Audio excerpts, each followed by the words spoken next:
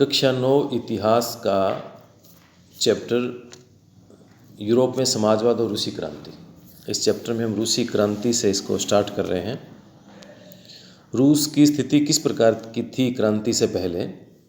तो रूस यूरोप का एक पिछड़ा हुआ औद्योगिक देश था और 1917 की अक्टूबर क्रांति के जरिए रूस की सत्ता पर समाजवादियों ने कब्जा कर लिया था।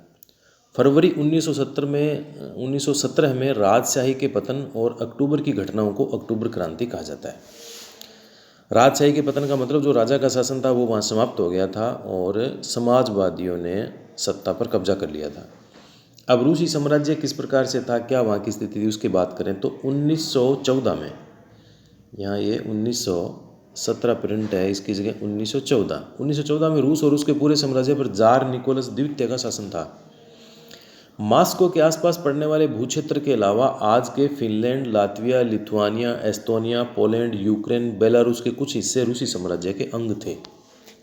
वर्तमान की दृष्टि से बात करें तो ये Finland, Latvia, Lithuania, Estonia, Poland, Ukraine, Belarus ये उस समय के रूसी साम्राज्य के हिस्से थे। यह साम्राज्य प्रशांत महासागर तक फैला हुआ था और आज के मध्य एशियाई राज्यों के साथ साथ जॉर्जिया, आर्मेनिया, अजरबैजान भी इसी साम्राज्य के अंतर्गत आते थे। अब रूसी साम्राज्य की धार्मिक स्थिति कैसी थी? रूस में ग्रीक ऑर्थोडॉक्स चर्च से उपजी शाखा रूसी ऑर्थोडॉक्स क्रिश्चियनिटी को मानने वाले बहुमत में थे।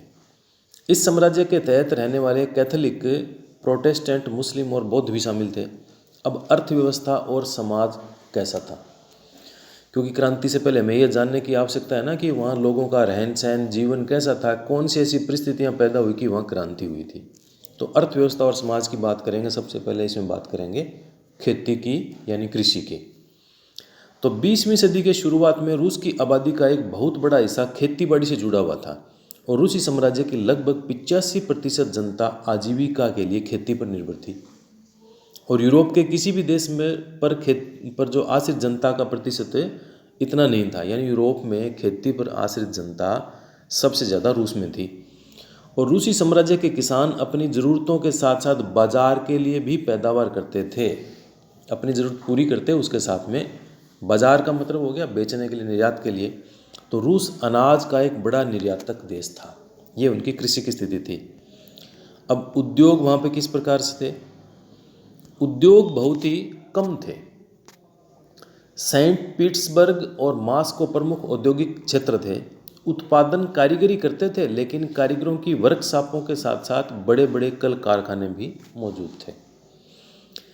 बहुत सारे कारखाने 1890 के दशक में चालू हुए, जब रूस के रेल नेटवर्क को फैलाया जा रहा था। उसी समय रूसी उद्योगों में विदेशी निवेश भी तेजी से बढ़ा, यानी जो अन्य देशों के उद्योगपति थे, पूंजीपति थे, उन्होंने भी वहाँ पे फैक्ट्रियाँ लगानी प्रारंभ कर दी, उन्होंने धन लगाना प्रारंभ किया। इन कारकों के चलते कुछ ही सालों में रूस के कोयला उत्पादन में 2 गुना और स्टील उत्पादन में 4 गुना की वृद्धि हुई। और सन 1900 तक कुछ इलाकों में तो कारीगरी और कारखाना मजदूरों की संख्या लगभग बराबर हो चुकी थी। अब उसमें देखेंगे मजदूरों की स्थिति कैसी थी। ज़्यादातर कारखाने उद्योगपतियों की निजी संपत्ति थे। मजदूरों को न्यूनतम वेतन मिलता रहे और काम की पाली, यानी काम की जो पारी है, उसके घंटे निश्चित हों। इस बात का ध्यान रखने के लिए सरकारी विभाग बड़ी फैक्ट्रियों पर नज़र रखते थे और फैक्ट्री इंस्पेक्टर भी नियमों के उल्लंघन को रोक पाने में नाकामयाब थे। कारीगरों की इकाइयों और वर्कशॉपों में काम की जो पाली थी प्राय 15 घंटे तक खिंच जाती थी। जैसे आजकल ऑफिसों का टाइम क्या होता है, मान लीजिए 9:30 से लेके 3:30 तक आया, 10 से 4 तक का है, तो कितने घंटे हैं उसमें? 6 घंटे 7 घंटे। तो यहाँ पर जो वर्कशॉप में काम करने वाले जो कारीगर हैं, उनका जो पीरियड था वो 15 घंटे तक का हो जाता था। देखिए, आज 6 घंटे काम कर रहे हैं ऑफिसों में, 15 घंटे कितना हो गया? लगभग 2.5 दिन का काम हो गया। तो कारीगरों की इकाइयां और वर्कशॉप में काम करने की पाली प्राय 15 घंटे तक खींच जाती थी, जबकि कारखानों में मजदूर आमतौर पर 10-12 घंटे की पारियों में काम करते थे।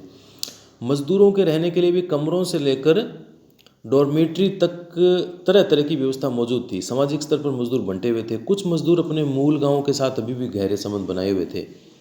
बहुत सारे मजदूर स्थायी रूप से शहरों में ही बस चुके थे। मजदूरों के स्तर में अंतर। मजदूरों के बीच योग्यता और दक्षता के स्तर पर भी काफ़ी फर्क था।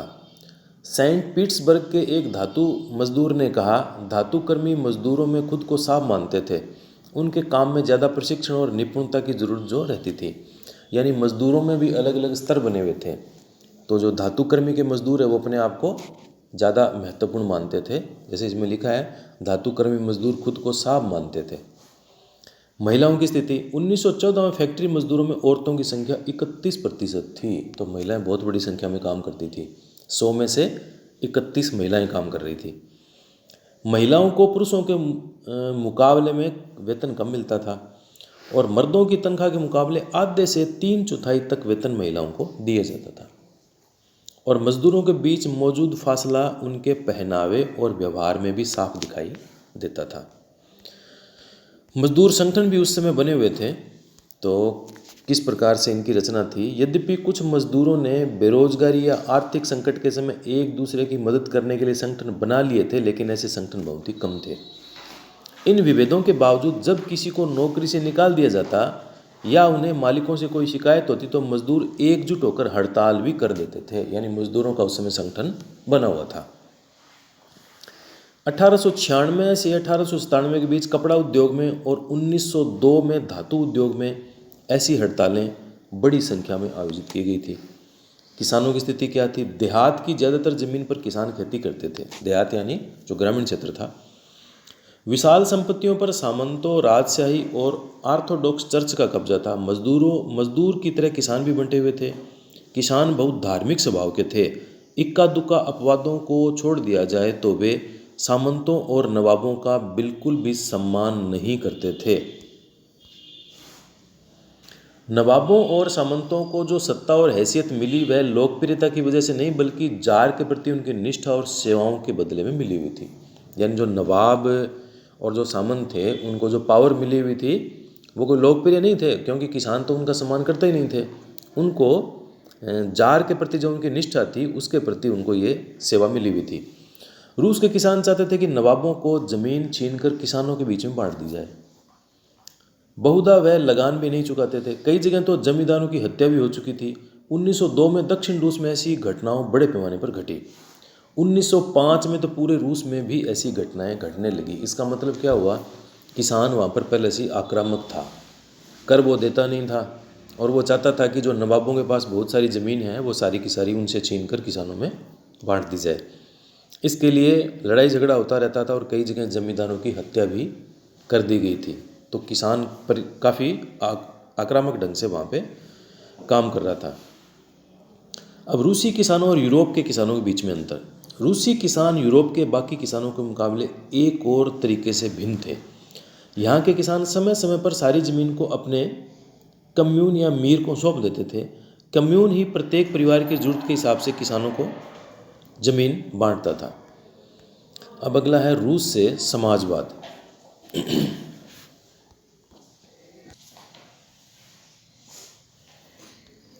अगला इसका टॉपिक है रूस से समाजवाद।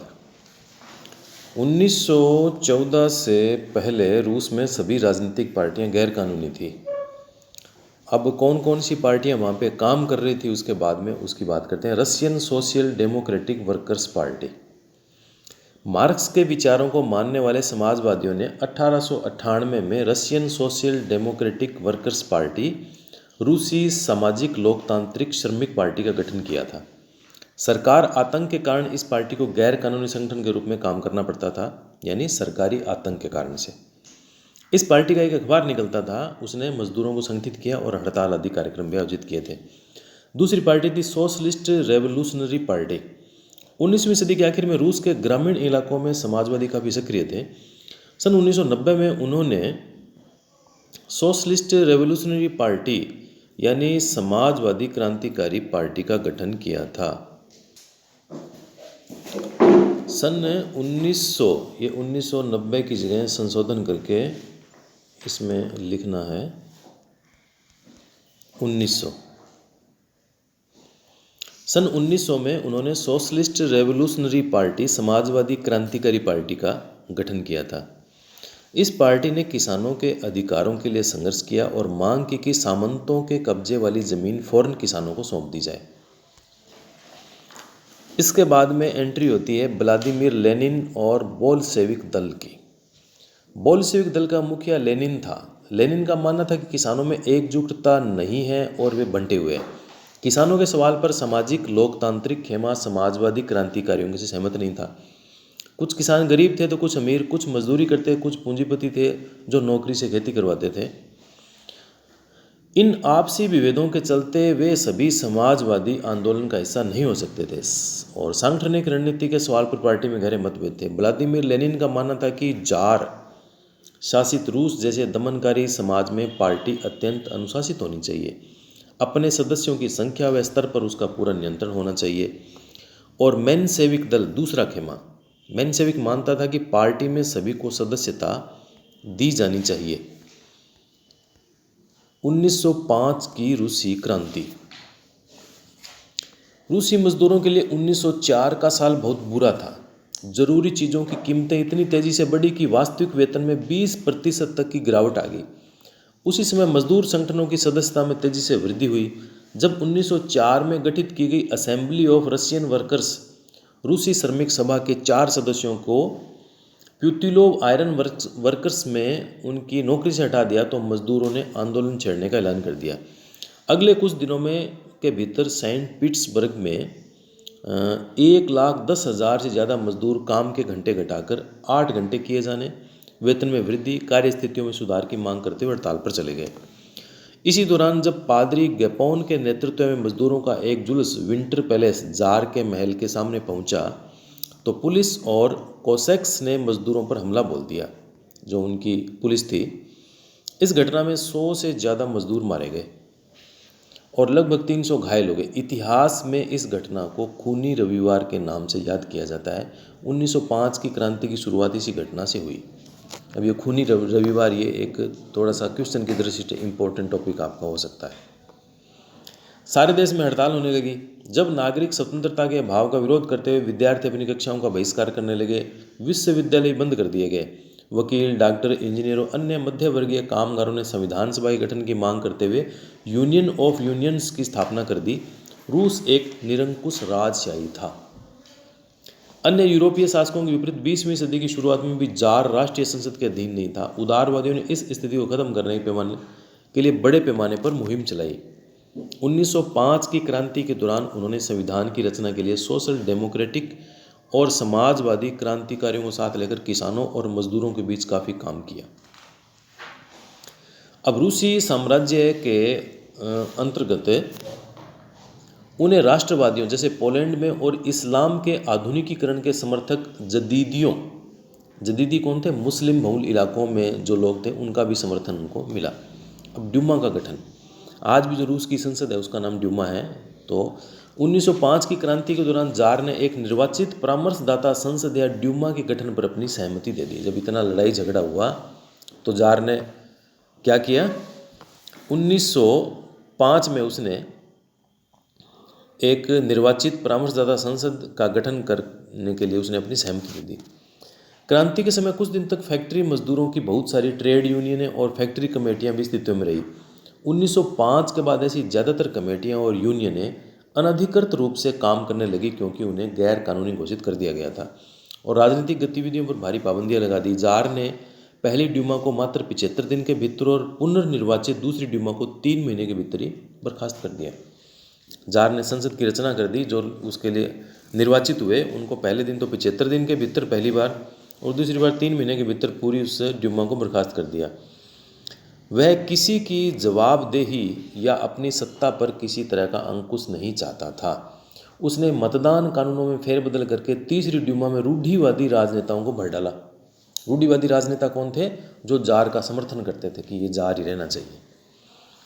इसमें उदारवादियों और क्रांतिकारियों को बाहर रखा गया। अब जदीदियों का अर्थ है इस्लाम के आधुनिकीकरण के समर्थक मुस्लिम बहुल इलाके। वास्तविक वेतन का अर्थ यहाँ पे लिया गया है ये वह इस बात का पैमाना है कि किसी व्यक्ति के वेतन से वास्तव में कितनी चीज़ें खरीदी जा सकती है। अब पहला विश्व युद्ध और रूसी साम्राज्य। 1914 में 2 यूरोपीय गठबंधनों के बीच में युद्ध छिड़ गया। एक ग्रुप तो था जर्मनी, ऑस्ट्रिया और तुर्की, इसको केंद्रीय शक्ति कहा गया। दूसरे खेमे में फ्रांस, ब्रिटेन और रूस, बाद में इटली और रोमानिया भी इस खेमे में शामिल हो गए। इन सभी देशों के पास विशाल वैश्विक साम्राज्य थे, इसलिए यूरोप के साथ साथ यह युद्ध यूरोप के बाहर भी फैल गया था। इस युद्ध को पहला विश्व युद्ध कहा जाता है। यानी 1914 में पहला विश्व युद्ध प्रारंभ हुआ। दो ग्रुप थे इसमें, जर्मनी, ऑस्ट्रिया और तुर्की, ये पहला ग्रुप। दूसरा था फ्रांस, ब्रिटेन और रूस, बाद में इटली, रोमानिया इसमें शामिल हो गए। इस युद्ध को शुरू में रूसियों को काफ़ी समर्थन मिला, जनता ने जार का साथ दिया। लेकिन जैसे जैसे युद्ध लंबा खींचता गया, जार ने, यहाँ पे जार होना चाहिए, जार ने ड्यूमा में मौजूद मुख्य पार्टियों से सलाह लेना छोड़ दिया। उसके प्रति जन समर्थन कम होने लगा। जर्मनी विरोधी भावनाएं दिनों दिन बलवती होने लगी। जर्मनी विरोधी भावनाओं के कारण ही लोगों ने सेंट पीटर्सबर्ग का नाम बदलकर पेट्रोग्राद रख दिया, क्योंकि सेंट पीटर्सबर्ग जर्मन नाम था और जारीना यानी जार की पत्नी महारानी अलेक्सांद्रा के जर्मन मूल का होने और उसके घटिया सलाहकारों, खास तौर से रासपुतिन नामक एक सन्यासी ने राजशाही को और भी अलोकप्रिय बना दिया। अब प्रथम विश्व युद्ध के पूर्वी मोर्चे पर चल रही लड़ाई पश्चिमी मोर्चे की लड़ाई से भिन्न थी। पश्चिम में सैनिक पूर्वी फ्रांस की सीमा पर बनी खाइयों से लड़ाई लड़ रहे थे, जबकि पूर्वी मोर्चे पर सेना ने काफ़ी बड़ा फासला तय कर लिया। इस मोर्चे पर बहुत सारे सैनिक मौत के मुंह में जा चुके थे। सेना की पराजय ने रूसियों का मनोबल तोड़ दिया। 1914 से 1916 के बीच जर्मनी और ऑस्ट्रिया में रूसी सेनाओं को भारी पराजय का सामना करना पड़ा। 1917 तक 70 लाख लोग मारे जा चुके थे। पीछे हटती रूसी सेनाओं ने रास्ते में पड़ने वाली फसलों और इमारतों को नष्ट कर डाला, ताकि दुश्मन की सेना वहाँ टिक न सके। फसलों और इमारतों के विनाश से रूस में 30 लाख से ज़्यादा लोग शरणार्थी हो गए और इन हालात ने सरकार और जार दोनों को अलोकप्रिय बना दिया। सिपाही भी युद्ध से तंग आ चुके थे और अब वे लड़ना नहीं चाहते थे। युद्ध से उद्योगों पर भी बहुत बुरा प्रभाव पड़ा।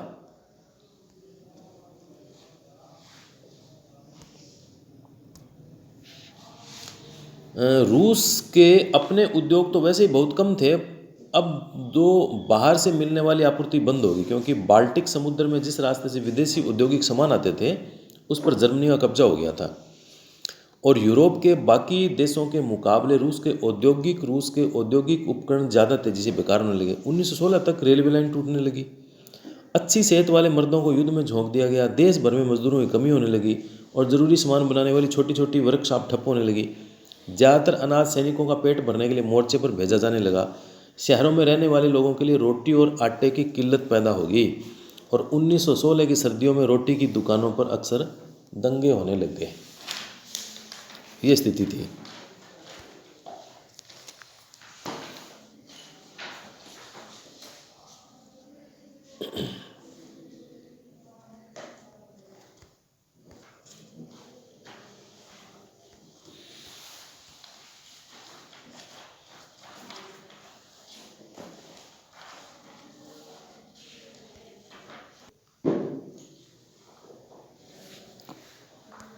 अगला अपना बिंदु लेते हैं पेट्रोग्राद शहर की बनावट। मजदूरों के क्वार्टर और कारखाने नेवा नदी के दाएं तट पर थे और बाएं किनारे पर फैशनेबल इलाके, विंटर पैलेस और सरकारी इमारतें थी। जिस महल में ड्यूमा की बैठक होती थी वह भी इसी तरह था। अब फरवरी क्रांति के तात्कालिक कारण। सन 1917 की सर्दियों में राजधानी पेट्रोग्राद की हालत बहुत खराब थी। फरवरी में मजदूरों के इलाके में खाद्य पदार्थों की भारी कमी पैदा हो गई। उस साल ठंड भी ज़्यादा पड़ी थी, भीषण कोहरा और बर्फबारी हुई थी। जार द्वारा ड्यूमा को भंग करने के लिए कोशिशें की जा रही थी। 22 फरवरी को दाएं तट पर स्थित एक फैक्ट्री में तालाबंदी घोषित कर दी गई। तालाबंदी का मतलब होता है फैक्ट्री को बंद कर देना। 23 फरवरी को इस फैक्ट्री के मजदूरों के समर्थन में 50 फैक्ट्रियों के मजदूरों ने भी हड़ताल का ऐलान कर दिया। बहुत सारे कारखानों में हड़ताल का नेतृत्व औरतें कर रही थी। इसी दिन को बाद में अंतर्राष्ट्रीय महिला दिवस का नाम दिया गया। कब का दिया गया? 23 फरवरी को। अब आंदोलन की घटनाएं कौन सी हुई? आंदोलनकारी जनता बस्ती पार करके राजधानी के बीचों बीच से नेवेस्की प्रोस्पेक्ट तक आ गई। इस समय कोई भी राजनीतिक पार्टी आंदोलन को सक्रिय रूप से संगठित और संचालित नहीं कर रही थी। जब फैशनेबल रिहायशी इलाकों और सरकारी इमारतों को मजदूरों ने घेर लिया तो सरकार ने कर्फ्यू लगा दिया। शाम तक प्रदर्शनकारी तितर बितर हो गए, लेकिन 24 और 25 तारीख को फिर इकट्ठा होने लग गए। सरकार ने उस पर नज़र रखने के लिए घुड़सवार सैनिकों और पुलिस को तैनात कर दिया। जार ने ड्यूमा को भंग कर दिया। रविवार 25 फरवरी को सरकार ने ड्यूमा को बर्खास्त कर दिया। सरकार के इस फैसले के खिलाफ राजनीतिक बयान देने लगे। 26 तारीख को प्रदर्शनकारी बहुत बड़ी संख्या में बाएं तट के इलाके में इकट्ठे हो गए और 27 तारीख को उन्होंने पुलिस मुख्यालयों पर हमला करके उनको तहस नहस कर दिया। जनता द्वारा लगाए गए नारे, रोटी, तनख्वाह, काम के घंटों में कमी, लोकतांत्रिक अधिकारों के पक्ष में नारे लगाते हुए असंख्य लोग सड़कों पर जमा हो गए। अब सरकार द्वारा स्थिति पर नियंत्रण का प्रयास और पेट्रोग्राद सोवियत का जन्म। सरकार ने इस स्थिति पर नियंत्रण कायम करने के लिए एक बार फिर घुड़सवार सैनिकों को तैनात कर दिया। घुड़सवार सैनिकों की टुकड़ियों ने प्रदर्शनकारियों पर गोली चलाने से इनकार कर दिया। यानी जो सैनिक राजा ने भेजे, उन्होंने कहा कि हम गोली नहीं चलाएंगे। गुस्साए सिपाहियों ने एक रेजिमेंट की बैरक में अपने ही एक अफसर पर गोली चला दी। 3 दूसरी रेजिमेंटों ने बगावत कर दी, हड़ताली मजदूरों के साथ जाकर मिल गए। यानी जो सेना थी वो भी किसके साथ मिल गई? मजदूरों के साथ में मिल गई, जो मजदूर प्रदर्शन कर रहे थे अपनी तनख्वाह, रोटी वगैरह के लिए। उस शाम को सिपाही और मजदूर एक सोवियत या परिषद का गठन करने के लिए उसी इमारत में जमा हुए जहां अब तक ड्यूमा की बैठक हुआ करती थी। यहीं से पेट्रोग्राद सोवियत का जन्म हुआ। अब सोवियत का मतलब होता है परिषद। बाद में सोवियत संघ के नाम से एक ताकतवर देश का भी गठन हुआ था। ज़ारशाही का पतन। अगले दिन एक प्रतिनिधि मंडल जार से मिलने गया। सैनिक कमांडरों ने उसे सलाह दी कि वह राजगद्दी छोड़ दे। उसने कमांडरों की बात मान ली और 2 मार्च को उसने गद्दी छोड़ दी। राजा ने शासन छोड़ दिया। अंतरिम सरकार का गठन किया गया। सोवियत और ड्यूमा के नेताओं ने देश का शासन चलाने के लिए एक अंतरिम सरकार बना ली। तय किया गया रूस के भविष्य के बारे में फैसला लेने की जिम्मेदारी संविधान सभा को सौंप दी जाए और उसका चुनाव सार्वभौमिक वयस्क मताधिकार के आधार पर किया जाए। यानी सबको वोटिंग का अधिकार मिले और एक संविधान सभा बनाई जाए। रूस में 1 फरवरी 1918 तक जूलियन कैलेंडर का अनुसरण किया जाता था। इसके बाद रूसी सरकार ने ग्रेगोरियन कैलेंडर अपना लिया और ये जो ग्रेगोरियन कैलेंडर था वो जूलियन कैलेंडर से 13 दिन आगे चलता है। अतः जूलियन कैलेंडर के हिसाब से अंतर्राष्ट्रीय महिला दिवस की घटना 23 फरवरी को, जबकि ग्रेगोरियन कैलेंडर के हिसाब से 8 मार्च को आता है। तथा फरवरी क्रांति का प्रारंभ 12 मार्च को और अक्टूबर क्रांति 7 नवंबर को संपन्न हुई।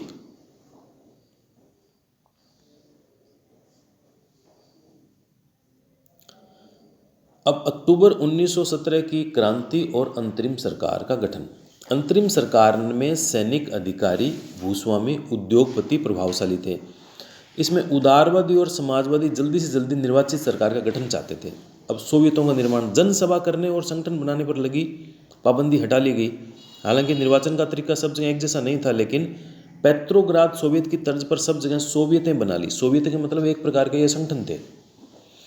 लेनिन के नेतृत्व में बोल्शेविक 1914 से युद्ध का विरोध कर रहे थे। उनका कहना था कि अब सोवियतों को सत्ता अपने हाथ में ले लेनी चाहिए। अप्रैल थीसिस, इसके अंतर्गत युद्ध समाप्त किए जाए की मांग की जाने लगी और कहा गया कि सारी जमीनें किसानों के हवाले कर दी जाए, बैंकों का राष्ट्रीयकरण किया जाए। इन 3 मांगों को लेनिन की अप्रैल थीसिस के नाम से जाना जाता है। यानी जो बोल्शेविक नेता लेनिन थे, उन्होंने 3 मांगें की थी। युद्ध समाप्त करें, सारी जमीन किसान को दे दी जाए, बैंक का राष्ट्रीयकरण कर दिया जाए। इनको अप्रैल थीसिस के नाम से जाना जाता है। लेनिन ने यह भी सुझाव दिया कि अब अपने रेडिकल उद्देश्यों को स्पष्ट करने के लिए बोल्शेविक पार्टी का नाम कम्युनिस्ट पार्टी रख दिया जाए। और बोल्शेविक पार्टी के ज़्यादातर लोगों को अप्रैल थीसिस के बारे में सुनकर हैरानी हुई। उन्हें लगता था कि अभी समाजवादी क्रांति के लिए सही वक्त नहीं आया, इसलिए फिलहाल अंतरिम सरकार को समर्थन देना चाहिए। अगले कुछ महीने की घटनाओं ने उनकी सोच को बदल दिया।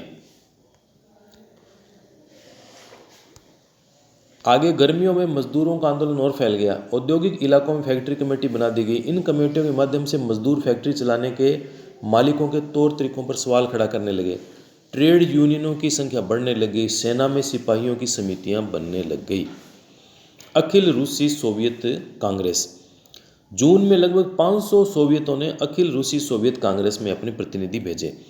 जैसे जैसे अंतरिम सरकार की ताकत कमज़ोर होने लगी, बोल्शेविकों का प्रभाव बढ़ने लगा। सरकार असंतोष को दबाने के लिए सख्त कदम उठाने लगी। सरकार ने फैक्ट्रियां चलाने की मजदूरों द्वारा की जा रही कोशिशों को रोकना और मजदूरों के नेताओं को गिरफ्तार करना शुरू कर दिया।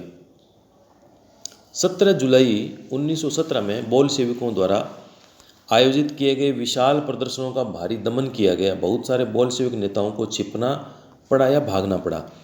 गांव में किसान और उनके समाजवादी क्रांतिकारी नेता भूमि पुनर्वितरण के लिए दबाव डालने लगे। इस काम के लिए भूमि की समितियां बना दी गई।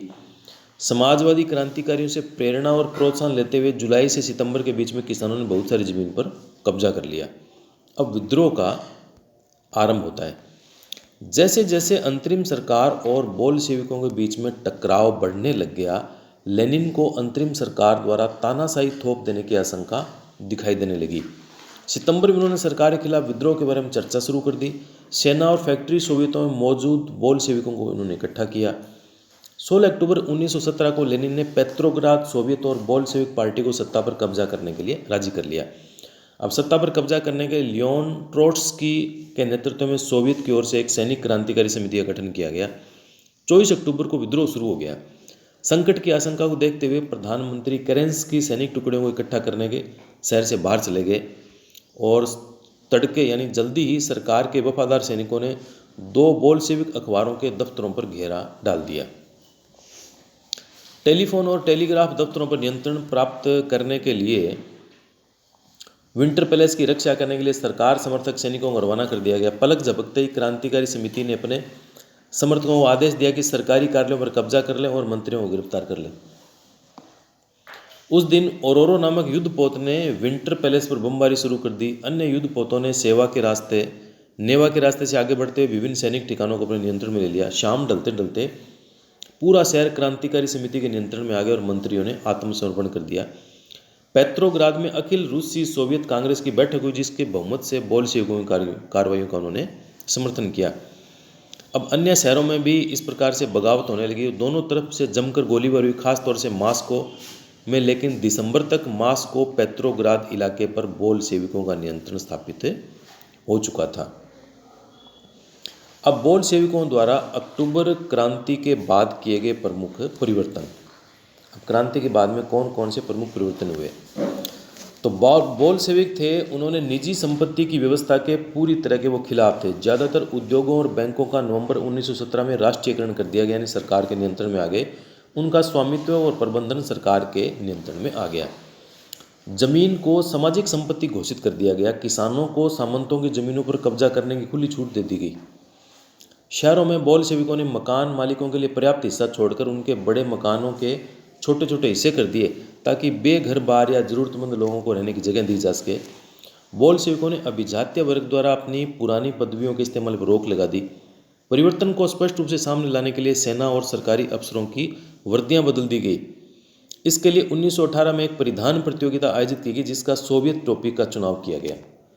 यानी जो सेना की ड्रेस थी उसको चेंज किया गया और उसके लिए एक प्रतियोगिता की गई और उसमें जो सबसे अच्छी टोपी लगी उसको उन्होंने टोपी का तय कर दिया गया और उसको सोवियत टोपी यानी बुदियोनोवका उसको नाम दिया गया।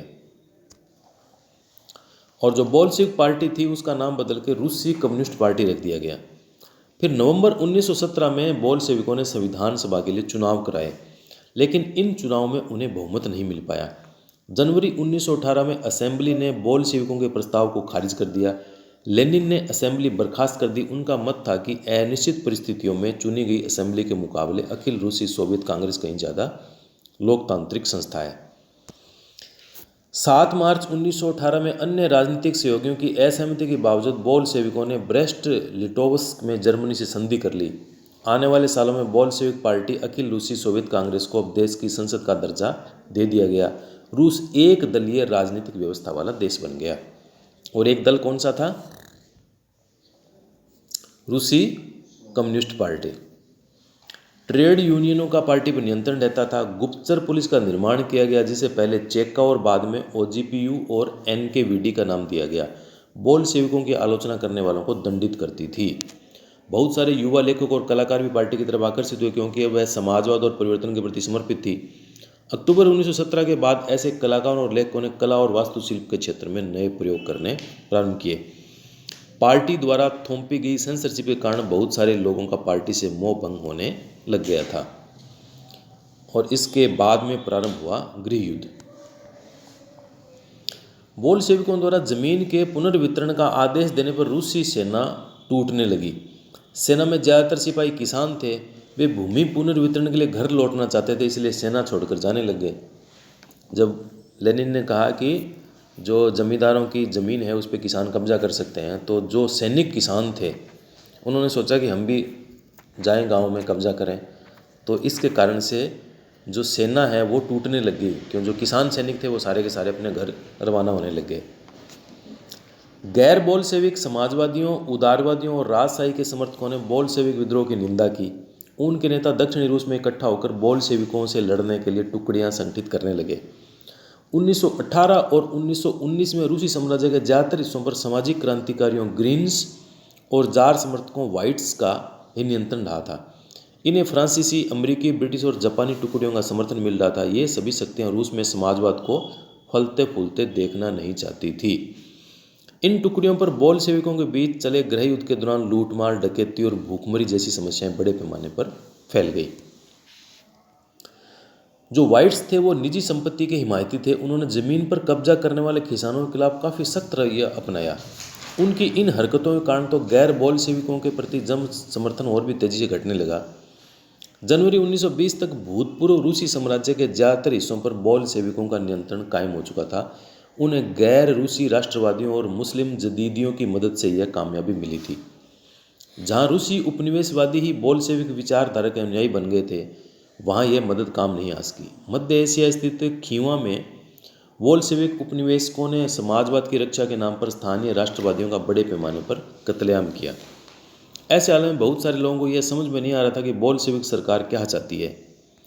आंशिक रूप से इसी समस्या से निपटने के लिए ज़्यादातर गैर रूसी राष्ट्रीयताओं को सोवियत संघ यानी यूएसएसआर अर्थात दिसंबर 1922 में रूसी साम्राज्य में से बोल्शेविकों द्वारा स्थापित किया गया राज्य के अंतर्गत राजनीतिक स्वायत्ता दे दी गई और बोल्शेविकों ने स्थानीय सरकारों पर कई अलोकप्रिय और सख्त नीतियां जैसे घुमंतुवाद की रोकथाम की कड़ी कोशिशें थोप दी।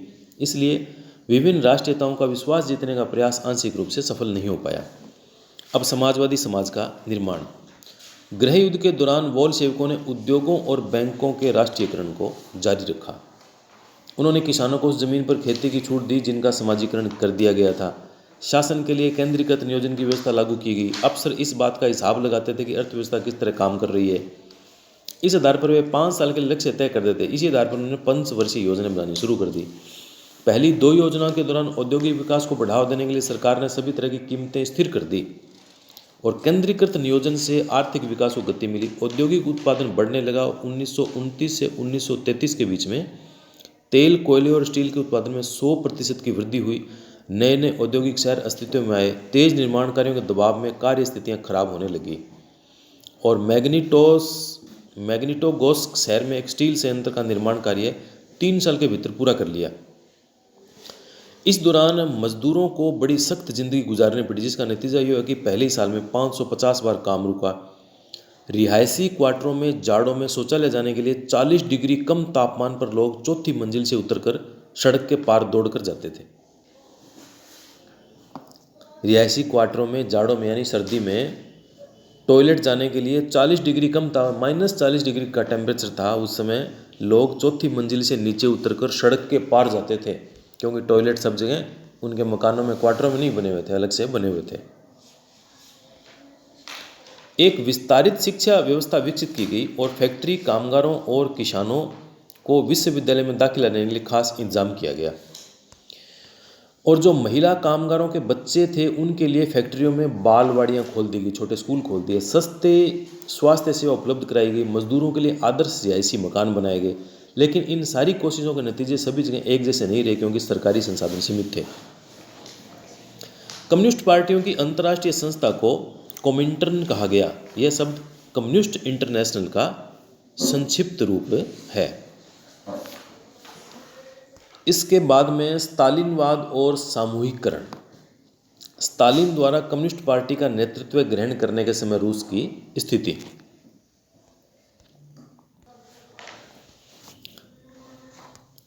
स्तालिनवाद और सामूहिकरण। स्तालिन द्वारा कम्युनिस्ट पार्टी का नेतृत्व ग्रहण करने के समय रूस की स्थिति। 1927-28 के आसपास रूस के शहरों में अनाज का भारी संकट पैदा हो गया। नियोजित अर्थव्यवस्था का शुरुआती दौर खेती के सामूहिकीकरण से पैदा हुई तबाही से जुड़ा हुआ था। सरकार ने अनाज की कीमत तय कर दी। इससे ज़्यादा कीमत पर कोई अनाज नहीं बेच सकता था। किसान उस कीमत पर सरकार को अनाज बेचने के लिए तैयार नहीं थे।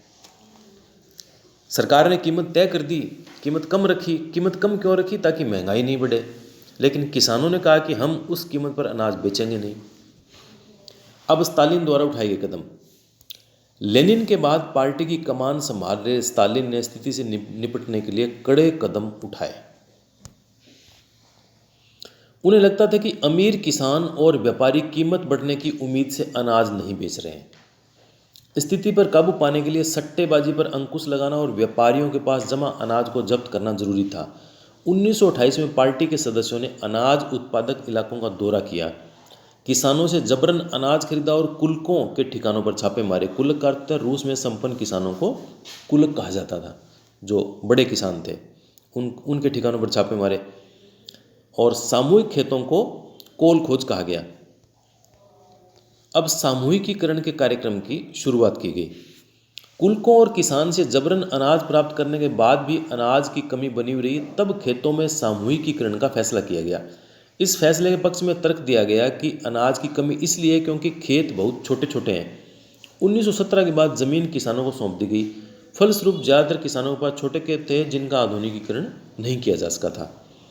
आधुनिक खेत विकसित करने और उन पर मशीनों की सहायता से औद्योगिक खेती करने के लिए कुलकों का सफाया करना, किसानों से ज़मीन छीनना और राज्य नियंत्रित यानी सरकारी नियंत्रण वाले विशालकाय खेत बनाना जरूरी हो गया था। अब सारे के सारे खेत किसके नियंत्रण में आ गए? सरकार के। अब छोटे छोटे खेत थे। अब ज़मीन दिखने में तो सारी बराबरी होती है ना, उसमें कोई अलग अलग टुकड़े थोड़ी दिखाई देते हैं। वो तो ऐसे होता है, ये उसका खेत है, ये उसका खेत है, इसलिए वो छोटे छोटे टुकड़े बन जाते हैं। तो सरकार ने उन सब से तो खेत छीन लिए और जो बड़ी विशालकाय ज़मीनें थी उस पर बड़ी बड़ी मशीनों की सहायता से सरकार ने खेती करनी प्रारंभ कर दी। तो ये सरकारी नियंत्रण वाले विशालकाय खेत बनाना जरूरी हो गया। इसी के बाद में स्तालिन का सामूहिकीकरण का कार्यक्रम प्रारंभ हुआ। 1929 से पार्टी ने सभी किसानों का सामूहिक खेतों में काम करने का आदेश जारी कर दिया कि किसान हैं वो सामूहिक खेतों में काम करेंगे, उनके पर्सनल कोई खेत नहीं रहेंगे। ज़्यादातर ज़मीन और साजो सामान सामूहिक खेतों के स्वामित्व में सौंप दिए गए। सभी किसान सामूहिक खेतों पर काम करते और कोल खोज के मुनाफे को सभी किसानों के लिए बांट दिया जाता। जो मुनाफा होता उन सबको बांट जाता। इस फैसले से गुस्साए किसानों ने सरकार का विरोध किया और वे अपने जानवरों को ख़त्म करने लगे। 1929 से 1931 के बीच मवेशियों की संख्या में 1/3 कमी आ गई। किसानों ने अपने जानवर मार दिए। सामूहिकीकरण का विरोध करने वालों को सख्त सजा दी जाती थी। बहुत सारे लोगों को निर्वासन या देश निकाला दे दिया गया। सामूहिकीकरण का विरोध करने वाले किसानों का कहना था कि वे न तो अमीर है न ही समाजगत के विरोध है, वे बस विभिन्न कारणों से सामूहिक खेतों पर काम करना नहीं चाहते। स्तालिन सरकार ने सीमित स्तर पर स्वतंत्र किसानों की व्यवस्था भी जारी रहने दी, लेकिन ऐसे किसानों की कोई खास मदद नहीं दी जाती थी। अब सामूहिकीकरण का परिणाम क्या हुआ? सामूहिकीकरण के बावजूद उत्पादन में नाटकीय वृद्धि नहीं हुई, बल्कि 1930-33 की खराब फसल के बाद तो सोवियत इतिहास का सबसे बड़ा अकाल पड़ा। 40 लाख से ज़्यादा लोग मारे गए। पार्टी में बहुत सारे लोग नियोजित अर्थव्यवस्था के अंतर्गत औद्योगिक उत्पादन में पैदा हो रहे भ्रम और सामूहिकीकरण के परिणामों की आलोचना करने लगे। स्तालिन और उनके सहयोगियों ने ऐसे आलोचकों पर समाजवाद के खिलाफ साजिश रचने का आरोप लगाया। देश भर में बहुत सारे लोगों पर इसी तरह के आरोप लगाए गए और 1939 तक आते आते 20 लाख से ज़्यादा लोगों को या तो जेलों में या श्रम शिविरों में भेज दिया गया। ज़्यादातर लोगों ने ऐसा कोई अपराध नहीं किया, लेकिन उनकी सुनने वाला कोई नहीं था। बहुत सारे लोगों को यातनाएं दे देकर उनसे इस आशय के बयान लिखवा लिए कि उन्होंने समाजवाद के विरुद्ध साजिश में हिस्सा लिया था और इसी आधार पर उन्हें मार दिया गया। इनमें से कई प्रतिभावान पेशेवर लोग थे। वी सोकोलोव और ओब्चेस्तवो ब्लांस्त्वी 1930। ये गोदी में हमें कई ऐसे पत्र प्राप्त हुए जिनमें सामूहिकीकरण के विरुद्ध सरकार के प्रतिक्रिया का सरकारी विवरण प्राप्त होता है।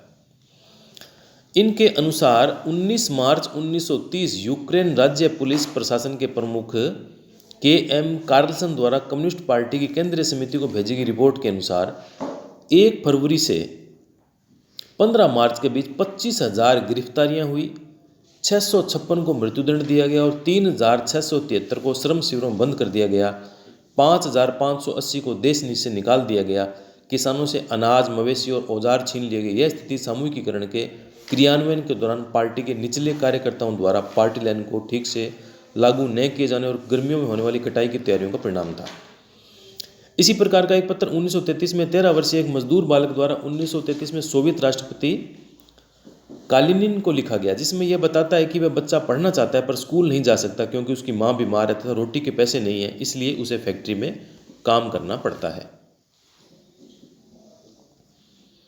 अब रूसी क्रांति और सोवियत संघ का वैश्विक प्रभाव।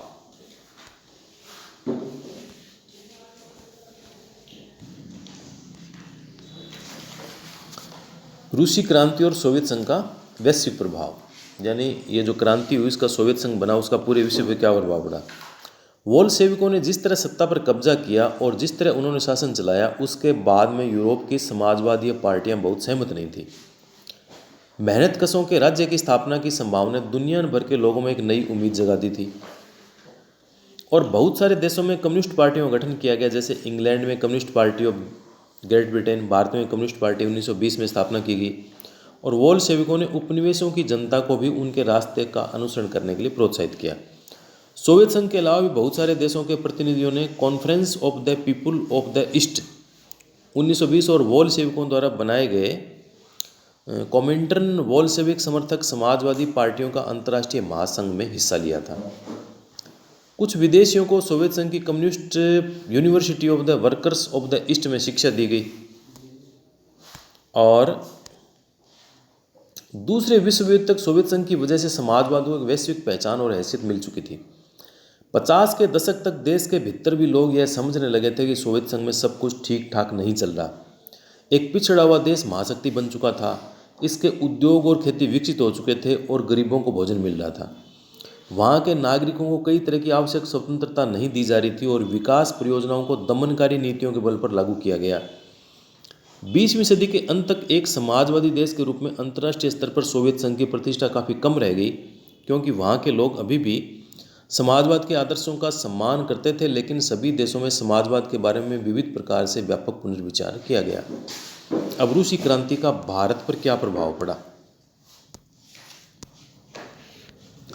रूसी क्रांति से प्रेरित होकर अनेक भारतीयों ने कम्युनिस्ट विश्वविद्यालय में शिक्षा प्राप्त की और 1920 के दशक में भारत में कम्युनिस्ट पार्टी का गठन किया गया, जिसके सदस्य सोवियत कम्युनिस्ट पार्टी के संपर्क में रहते थे।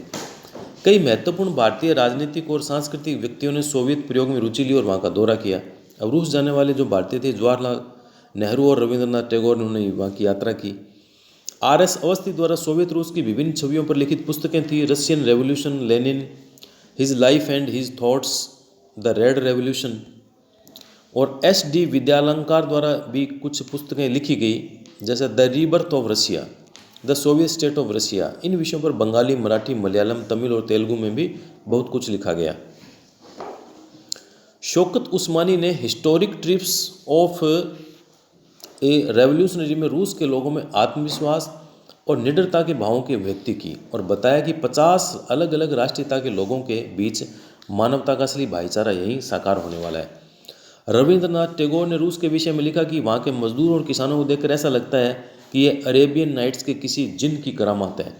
महज 1 दशक पहले यहाँ के लोग हमारे लोगों जितने अनपढ़, लाचार और भूखे थे, लेकिन अब रईसों के साए में किसी तरह आम जनता दबती हुई दिखाई नहीं देती। यानी उन लोगों को क्या लगा कि रूस ने बहुत तरक्की कर ली है। अब आप इसके प्रश्न उत्तर देखिए। प्रश्न नंबर 1,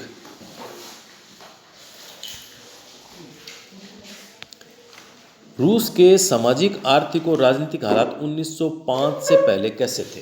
ये पहला प्रश्न है ना। तो 1905 से पहले रूस के सामाजिक, आर्थिक और राजनीतिक हालात निम्न प्रकार से थे। पहला है सामाजिक हालात।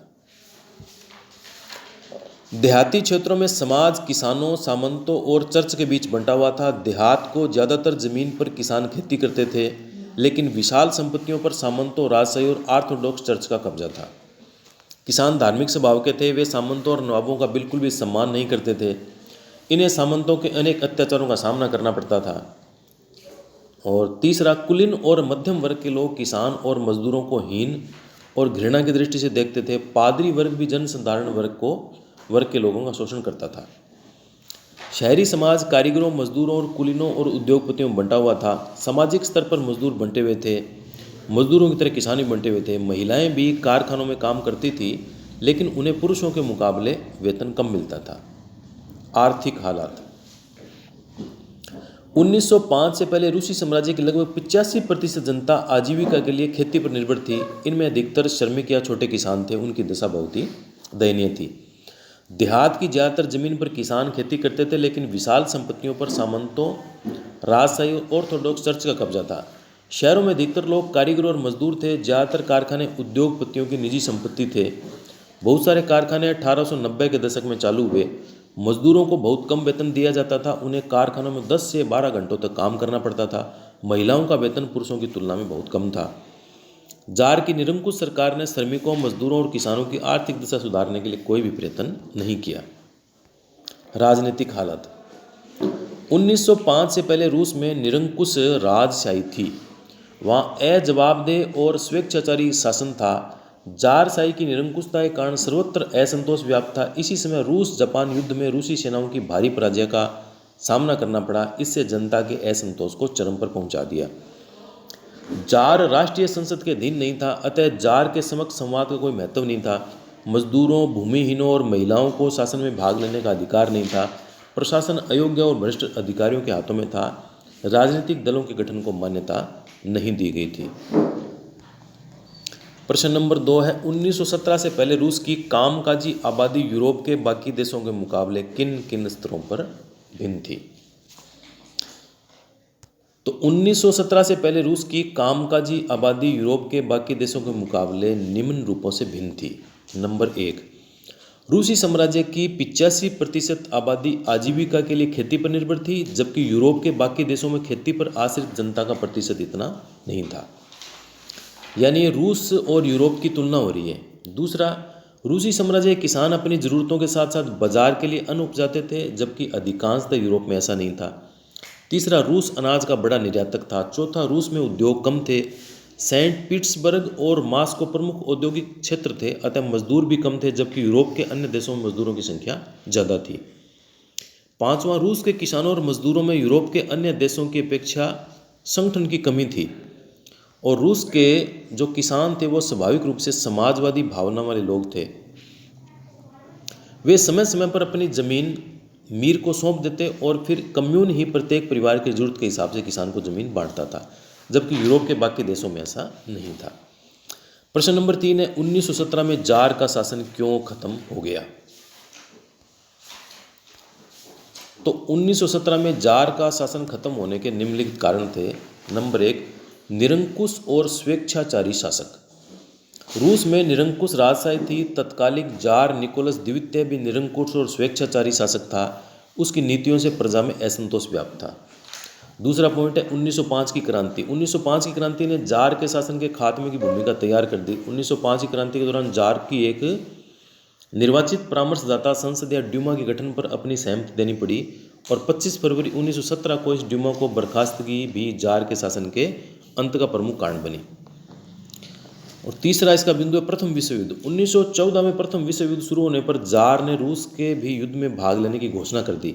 शुरू में जनता ने जार का साथ दिया, लेकिन युद्ध लंबा खींचने पर जार ने ड्यूमा में मौजूद मुख्य पार्टियों से सलाह लेना छोड़ दिया, और इसे जार के प्रति जन समर्थन कम होने लगा। इसी के साथ में जर्मनी और ऑस्ट्रिया में रूस की भारी पराजय हुई। 1917 तक 70 लाख व्यक्ति मारे जा चुके थे। 30 लाख से ज़्यादा लोग बेघर हो गए, सैनिक युद्ध के विरुद्ध हो गए। सेना की शक्ति बढ़ाने के लिए किसानों और श्रमिकों को सेना में ज़बरदस्ती भर्ती किया जाने लगा। इससे लोगों में असंतोष था। और जो तात्कालिक कारण था, 1916-17 में रूस में अनाज की भारी किल्लत हो गई, यानी रोटी और आटे की। अब रोटी की दुकानों पर अक्सर दंगे होने लगे। 22 फरवरी को पेट्रोग्राद में एक फैक्ट्री में तालाबंदी घोषित कर दी गई। इसके समर्थन में 50 अन्य फैक्ट्रियों के मजदूरों ने भी हड़ताल कर दी। 25 फरवरी को सरकार ने ड्यूमा को बर्खास्त कर दिया। इसके विरोध में भारी संख्या में लोगों ने सड़कों पर प्रदर्शन किए। 27 फरवरी को रोटी, तनख्वाह, काम के घंटों में कमी और लोकतांत्रिक अधिकारों के पक्ष में नारे लगाते असंख्य लोग सड़कों पर जमा हो गए। सरकार ने घुड़सवार फौज को प्रदर्शनकारियों पर गोलियां बरसाने का आदेश दिया, किंतु सैनिक टुकड़ियों ने इस आदेश को मानने से इनकार कर दिया। कुछ अन्य रेजिमेंटों ने भी बगावत कर दी और मजदूरों के साथ में वो मिल गए। उसी शाम को सिपाहियों और मजदूरों ने मिलकर पेट्रोग्राद सोवियत का निर्माण कर लिया और सैनिक कमांडरों की सलाह पर 2 मार्च को जार ने गद्दी छोड़ दी। इस प्रकार उपयुक्त कारणों से 1917 में जार के शासन का अंत हो गया और इसी के साथ में आपके पाठ का भी समापन हो गया है।